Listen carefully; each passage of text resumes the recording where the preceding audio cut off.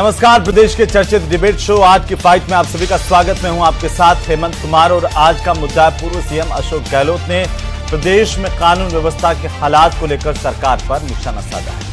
CM Bhajanlal Sharma को तीसरी बार जान से मारने की धमकी मिलने और कांग्रेस नेता संदीप चौधरी के घर पर हुई लूट के मुद्दे को लेकर के पूर्व मुख्यमंत्री अशोक गहलोत ने कानून व्यवस्था पर गंभीर सवाल खड़े किए हैं।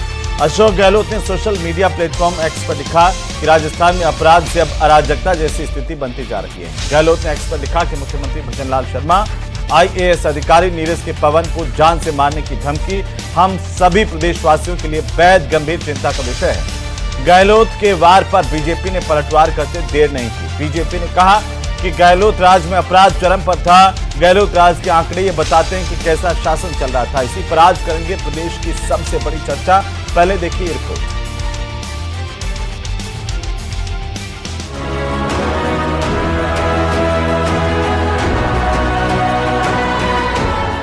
कानून व्यवस्था को लेकर सियासी बयानबाजी।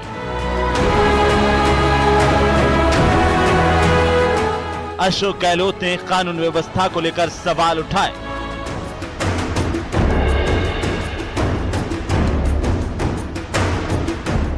सीएम को ही धमकी मिल रही है, आम आदमी की सुरक्षा का क्या होगा?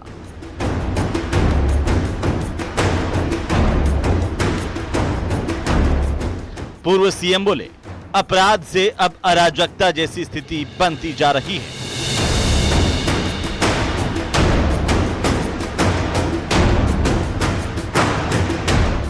बीजेपी का आरोप, गहलोत राज में चरम पर था अपराध। उनके शासन के समय शांतिप्रिय राजस्थान में बेटियों के साथ रेप के मामले में देश के नंबर 1 राज्य के रूप में राजस्थान की पहचान आपने बनाकर रखी हुई थी। महिलाओं के ऊपर अत्याचार के रूप में बनाकर रखी हुई थी।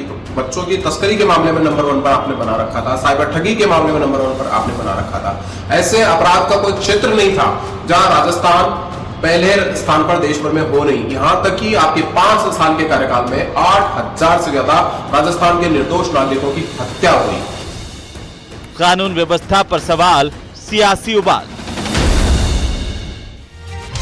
तो आज प्रदेश की कानून व्यवस्था को लेकर के सबसे बड़ी चर्चा की शुरुआत करें उससे पहले आज के हमारे महत्वपूर्ण सवालों पर एक नजर डालते हैं। पहला सवाल, कानून व्यवस्था बेहाल तो सियासी सवाल।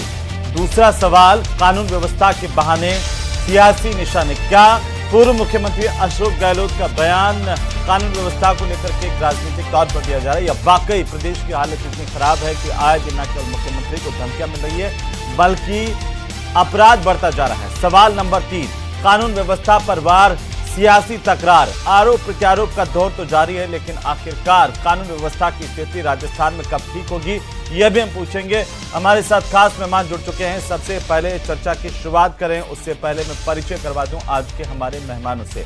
हमारे साथ भारतीय जनता पार्टी के प्रवक्ता राखी राठौड़ मौजूद हैं। साथ ही कांग्रेस पार्टी के प्रवक्ता कुछ ही देर में हमें ज्वाइन करेंगे, राजेंद्र आर्य। वहीं हमारे साथ है पूर्व पुलिस अधिकारी योगेंद्र जोशी जी। हमारे साथ एसपी मित्तल हैं, वरिष्ठ पत्रकार के तौर पर। आप सभी का बहुत स्वागत है। सबसे पहले मित्तल साहब, एक टिप्पणी आपकी कि पूर्व मुख्यमंत्री अशोक गहलोत का कानून व्यवस्था को लेकर के दिया गया बयान, इसके मायने क्या हैं? क्या ये सियासी तौर पर दिया जा रहा है या वाकई सूबे की हालत इतनी खराब है कि आए दिन अपराध बढ़ रहा है और उनको चिंता हो रही है?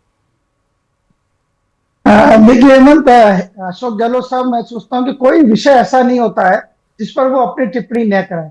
मुझे ऐसा लगता है कि राजस्थान की राजनीति में अपने वजूद को कायम करने के लिए अशोक गहलोत साहब आए दिन टिप्पणियां करते हैं, चाहे वो भाजपा, चाहे वो कांग्रेस के प्रदेश अध्यक्ष गोविंद सिंह डोटासरा करें या न करें, या जो प्रतिपक्ष के नेता है टीकाराम जूली वो कोई प्रतिक्रिया करें या न करें, लेकिन अशोक गहलोत साहब जरूर करते हैं।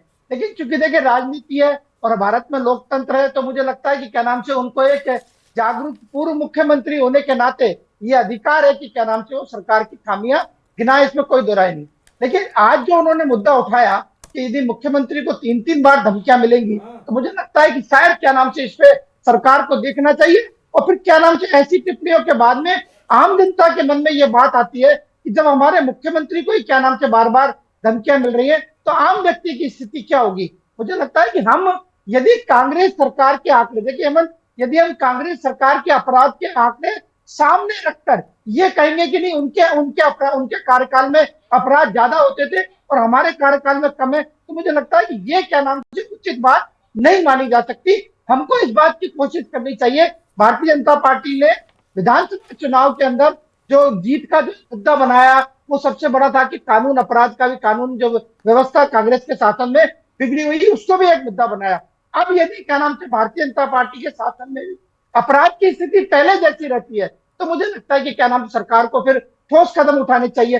लेकिन ये बात भी सही है कि जो कानून व्यवस्था की स्थिति कांग्रेस के शासन में थी, हमने देखा है किस तरीके के नाम से भीलवाड़ा में लड़की के साथ बलात्कार करके उसको भट्टी में जला दिया गया। और जब पेपर लीक की बात आती थी तो अक्सर क्या नाम से अशोक गहलोत साहब ये कहते थे कि ये तो अंतरराज्यीय गिरोह है जो सक्रिय है, अकेले राजस्थान की ये समस्या नहीं है।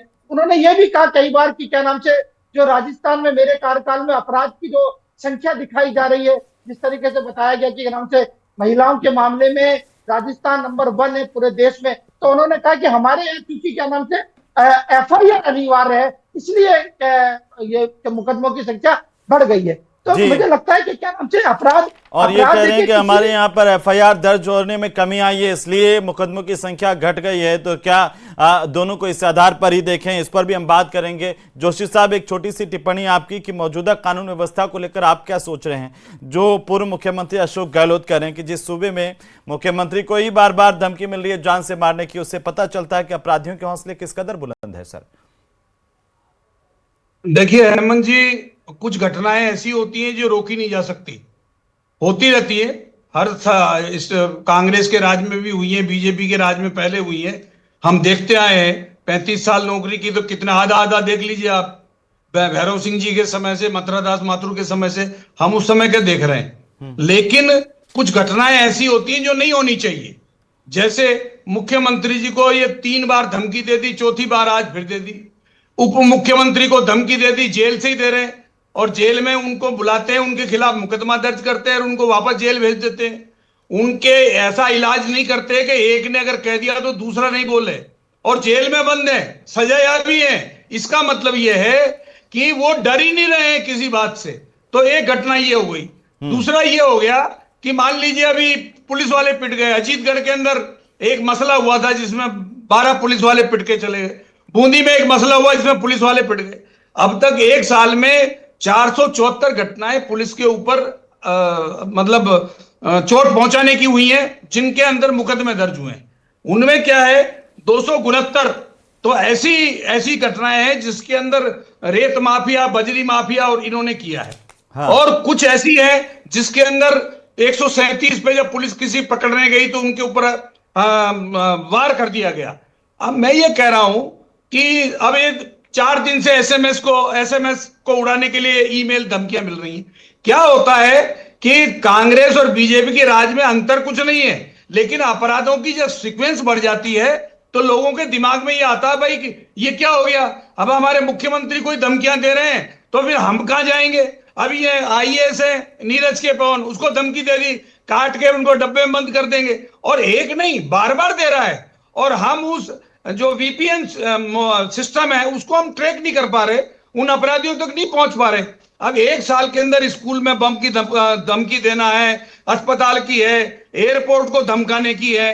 भाई हमें कुछ न कुछ ऐसा तो दिखाना पड़ेगा कि जो कम से कम धमकी दे रहे हैं उनका ऐसा ट्रीटमेंट कर दें ताकि हमारा जो भजन लाल जी की कानून व्यवस्था है जिसमें दिखे।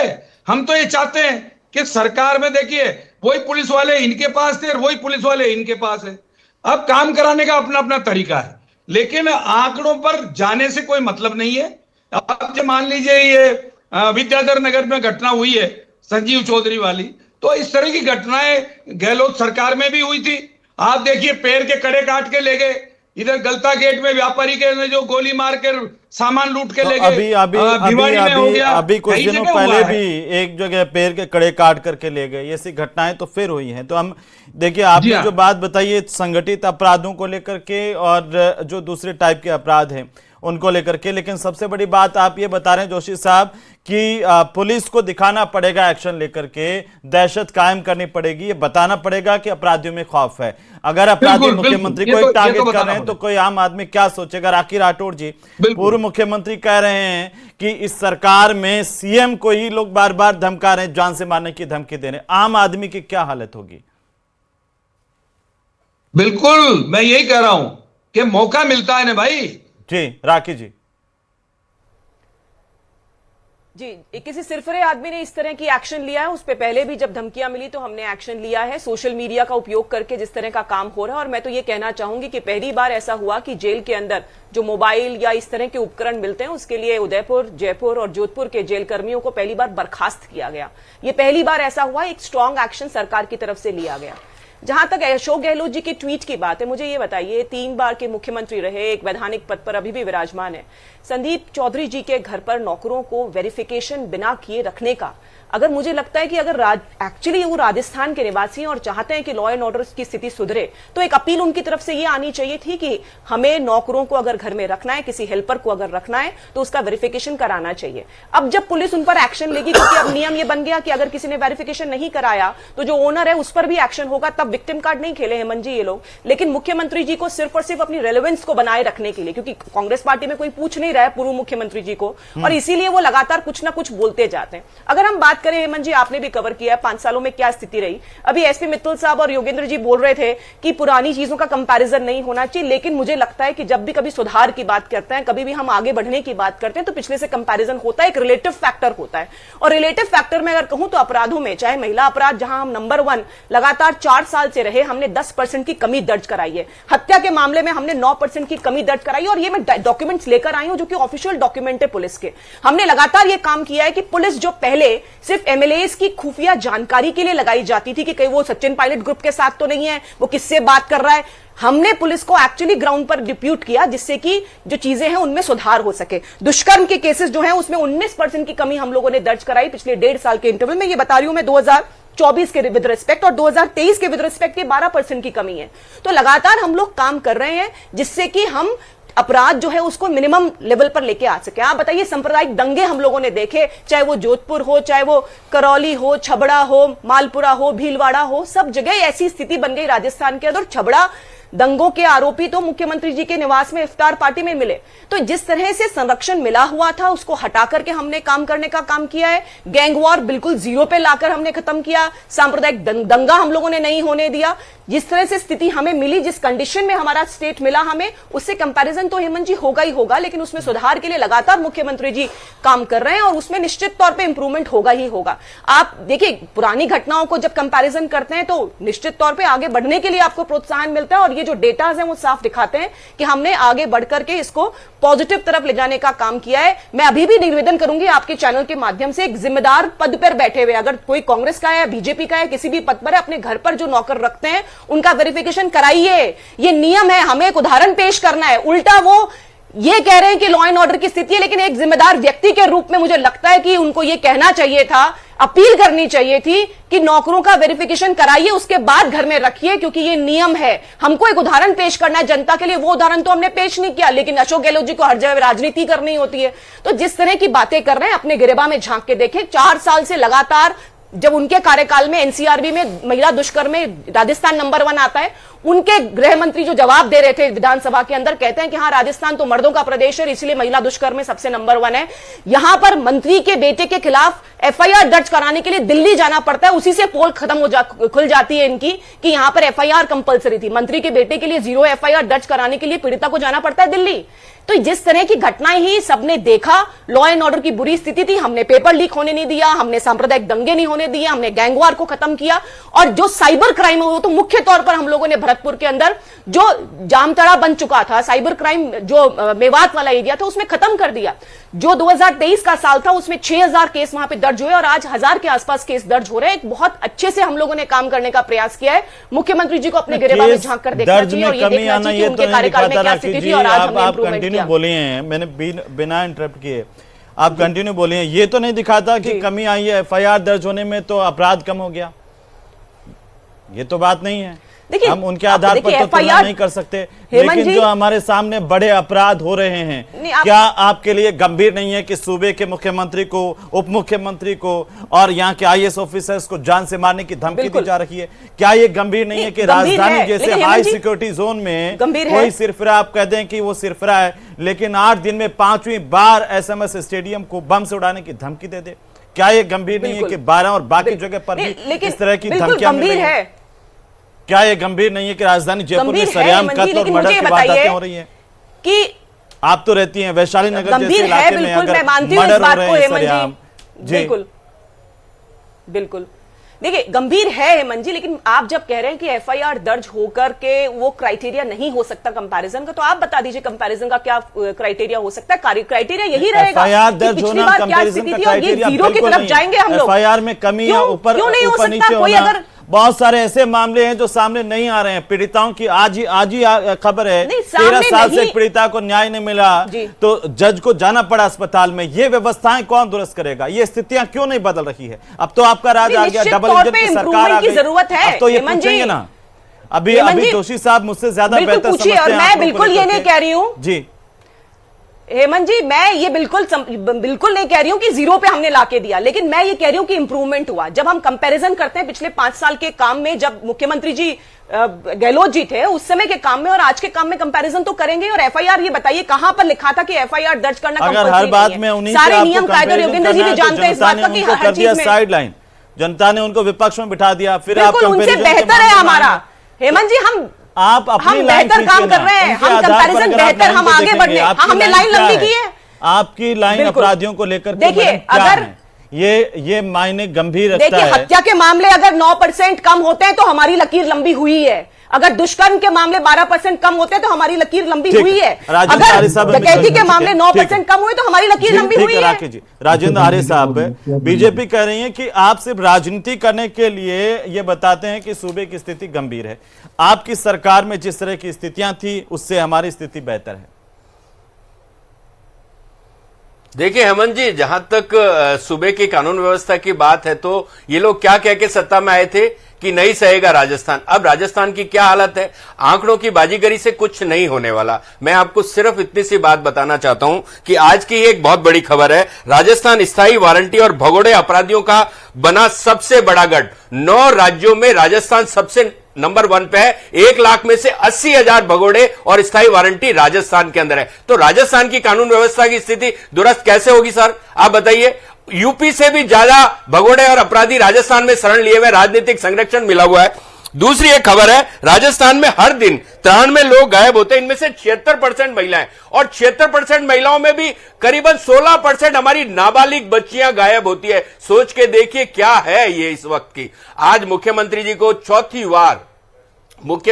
चौथी बार जान से मारने की धमकी मिली है। आप सोचिए, इस सूबे के मुख्यमंत्री के साथ साथ वो गृह मंत्री भी हैं, लेकिन उनको धमकी मिलती है। हमारे प्रदेश के सीनियर आईएएस ऑफिसर को, जो कि दलित आईएएस ऑफिसर है, उनको ऐसा कहा जाता है कि काट के सूटकेस में बंद, टुकड़े टुकड़े करके सूटकेस में डाल देंगे। अरे आप बताइए, एक आईएएस सुरक्षित नहीं, एक मुख्यमंत्री को धमकी मिल जाती है, एक उप मुख्यमंत्री को धमकी मिल जाती है, प्रदेश अध्यक्ष को धमकी मिल जाती है इनके, और इनके विधानसभा अध्यक्ष को धमकी मिल जाती है। कौन सुरक्षित है? आज बताइए, राजस्थान के अंदर आपने मतलब सवाई माधोपुर का एग्जाम्पल दिया, एक बुजुर्ग महिला के पांव के कड़े काट के उसकी हत्या कर दी, एक औरत ने कुएं में कूदकर अपनी जान बचाई, और तो और बच्चे के सामने महिला का साथ दुष्कर्म कर दिया, और नाबालिग बच्चियां। आपको पता है 11वीं क्लास की बच्ची का झालावाड़ का आज ही का प्रकरण है, जिसके अंदर वो परीक्षा देने बच्ची गई, उसके पिताजी ढाल की तरह खड़े, उन्होंने कहा कि मरना एक बार है लेकिन इन अपराधियों को बेनकाब करके मरेंगे। तो राजस्थान की सरकार है कहां? बजरी माफिया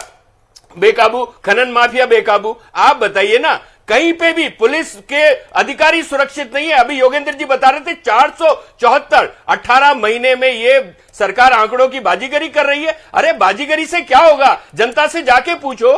राजधानी का एसएमएस स्टेडियम, जिसको मतलब उड़ाने की धमकी मिलती है, अस्पताल को उड़ाने की धमकी मिलती है, और आपके नागौर कलेक्ट्रेट को उड़ाने की धमकी मिलती है, स्टेडियम जो हमारा सबसे बड़ा अंतर्राष्ट्रीय हवाई अड्डा है, उसको सुरक्षा को लेकर बड़ी चुनौती होती है। कर क्या रहे? देखिए, आज हत्या हो, दुष्कर्म हो, डकैती हो, रेप हो, गैंग रेप हो, अरे कोई भी तो सुरक्षित नहीं है।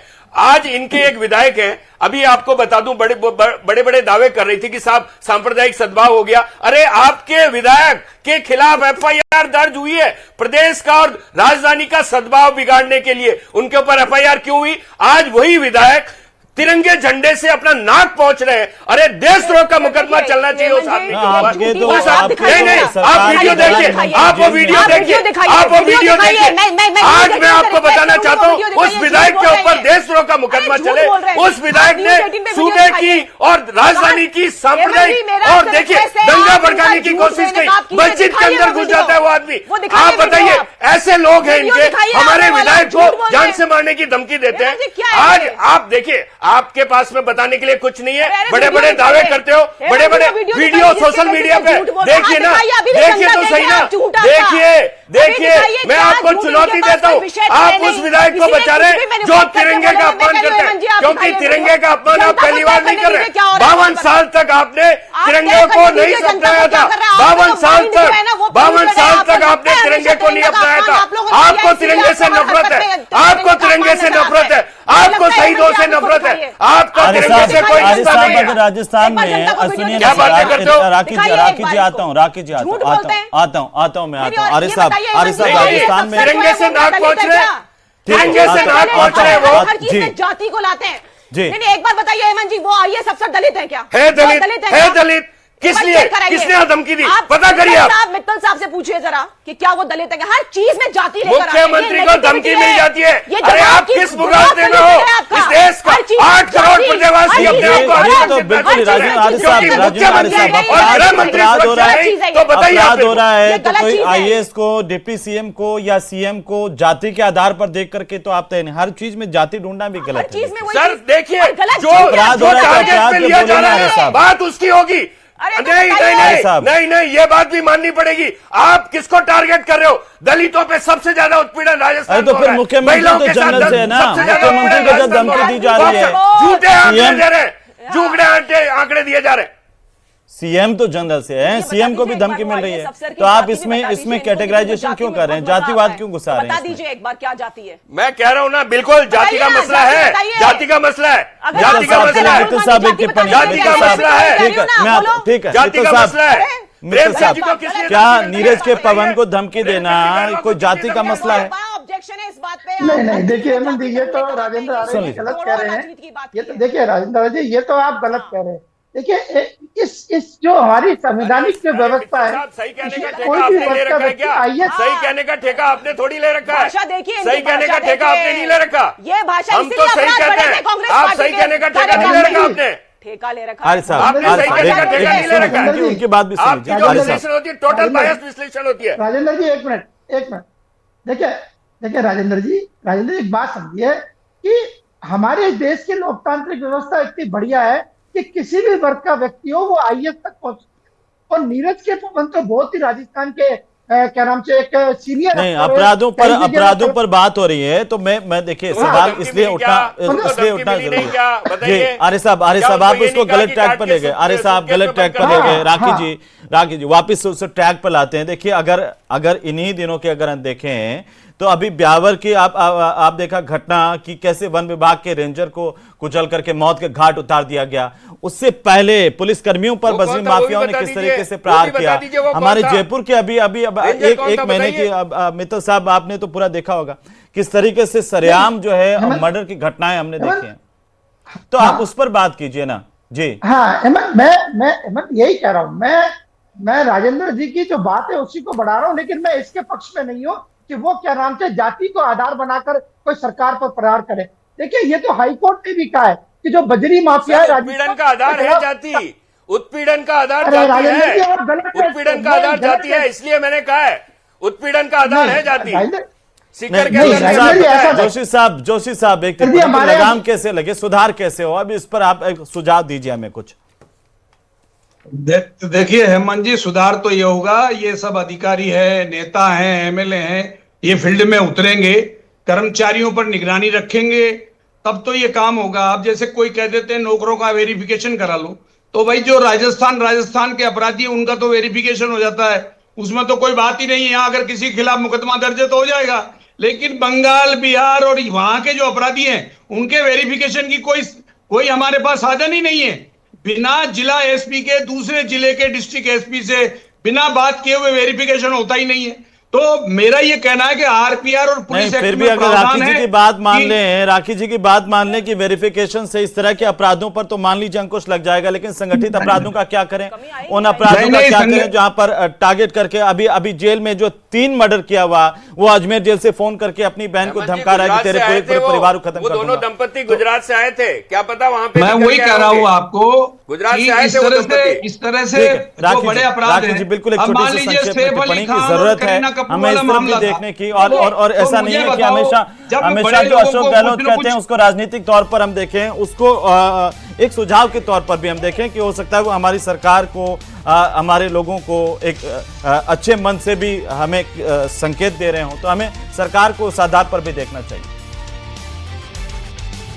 हम लोग जब आए थे तो लॉ एंड ऑर्डर एक बहुत बड़ा मुद्दा था और उसको सुधारने के लिए लगातार हमारे प्रदेश के मुख्यमंत्री जो गृह मंत्री भी हैं वो लगातार काम कर रहे हैं। और ये जैसे अभी राजेंद्र जी ने बात अपनी शुरुआत की तो आंकड़ों से शुरू की, आंकड़ों से बात शुरुआत की और आंकड़ों की बात कर रहे हैं। तो मुझे लगता है कि इसमें सिर्फ और सिर्फ बीच में बोल करके अपनी बात जो है वो आपकी सही नहीं होगी। आंकड़े ही तो बता रहे हैं कि हमने मूवमेंट किया है। के लिए कुल मिलाकर के आंकड़ों की बाजीगरी पर भी राजनीति है, तो अपराध के बढ़ने और कम होने पर भी राजनीति है, लेकिन धरातल पर क्या वाकई अपराधियों के हौसले बुलंद है, ये आप जनता बेहतर जानते हैं। क्या सरकार को और कड़े कदम उठाने की जरूरत है, ये सरकार भी बेहतर जानती है। उम्मीद करते हैं कि सरकार इस बारे में और ज्यादा कड़े कदम उठाए, ताकि न केवल आम जनता सुरक्षित रहे, बल्कि सरकार के नुमाइंदे भी सुरक्षित महसूस करें।